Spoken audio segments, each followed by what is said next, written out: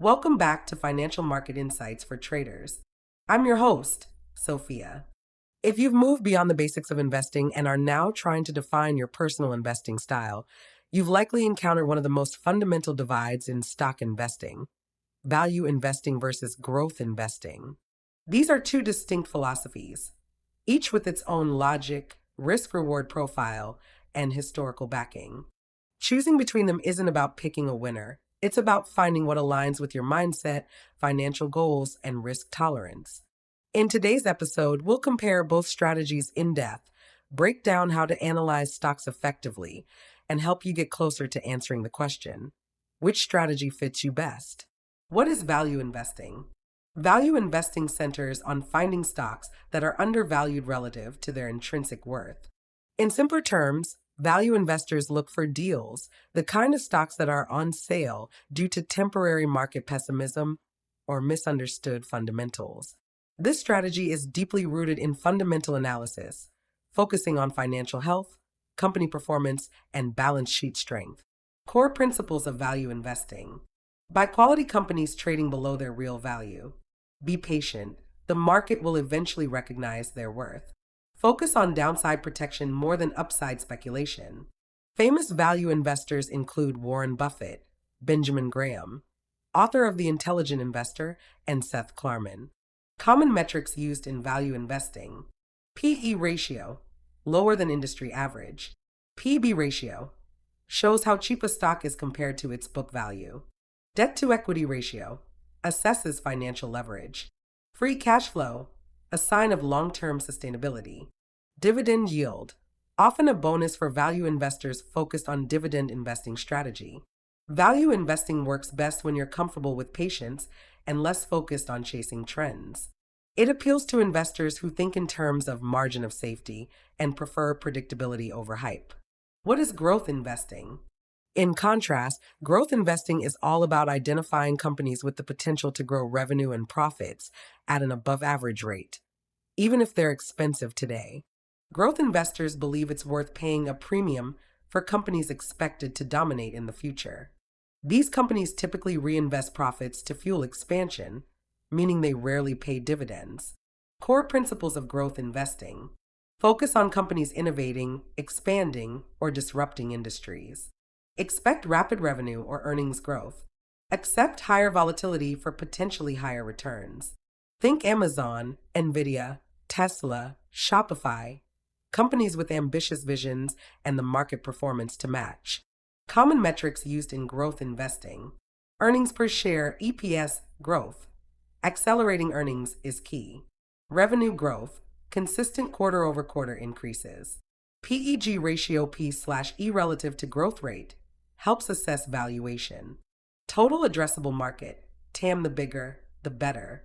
User growth/engagement metrics for tech and SaaS companies. Growth investors often use a mix of fundamental and technical analysis, especially when timing entry points or identifying trends. Value versus growth, a detailed comparison. Both styles work, but not always at the same time. Historically, value stocks outperform during downturns or rate hikes, while growth stocks shine during bull runs and low interest rate environments. How to analyze stocks for beginners: regardless of your strategy, learning how to analyze stocks is essential. Here's a simplified roadmap. For value investors, study the balance sheet. Healthy companies should have more assets than liabilities. Check PE and PB ratios. Lower ratios compared to peers may indicate value. Examine cash flow. Positive and consistent cash flow signals strength. Read earnings reports. Look for consistency and growth, even if it's slow. Compare with industry benchmarks. Don't evaluate in isolation. For growth investors, track revenue EPS growth.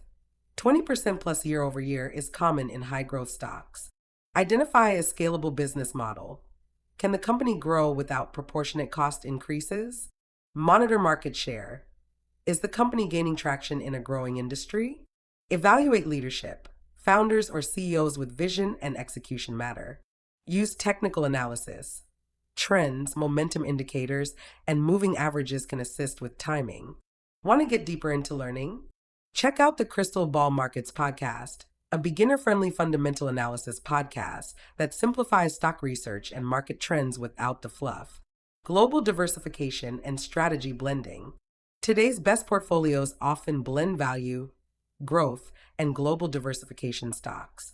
For example, U.S. tech giants may serve as growth engines. European dividend paying firms add stability. Emerging market manufacturers might provide deep value. Diversifying across regions and strategies can protect your investments from local economic slowdowns or style based market cycles. This blend is especially useful if you're not 100% convinced you're a growth or value investor. You don't have to choose one over the other, you can balance both. Best stocks for beginner investors in 2025.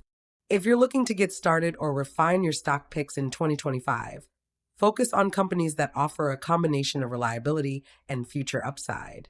What to look for: solid fundamentals, value traits; healthy revenue growth, growth traits; reasonable valuation, not overpriced; industry leadership or disruption potential; simple, understandable business models.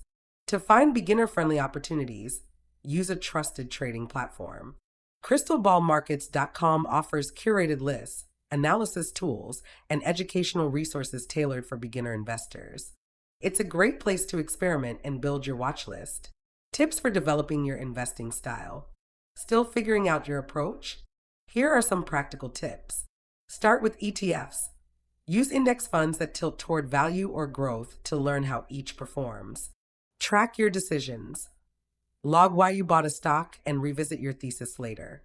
Don't follow the crowd. Hype-driven decisions rarely work in the long run. Tune in weekly. Listen to crystalballmarkets.com to stay in sync with the market and refine your skills. Learn by doing. Use simulators or start small to apply what you learn without huge risks. Final word: know yourself before choosing a strategy. Choosing between value and growth isn't just about the numbers, it's about you. Your psychology, your goals, your risk comfort. If you're a bargain hunter who likes measurable data and steady returns, value investing fits. If you're a visionary, comfortable with risk, and excited by emerging trends, growth investing may be your calling. And if you're like most investors, the best path is probably a hybrid strategy. Don't rush the process. Your style will evolve as markets change and as you grow more confident in your stock picking strategies. Ready to take the next step?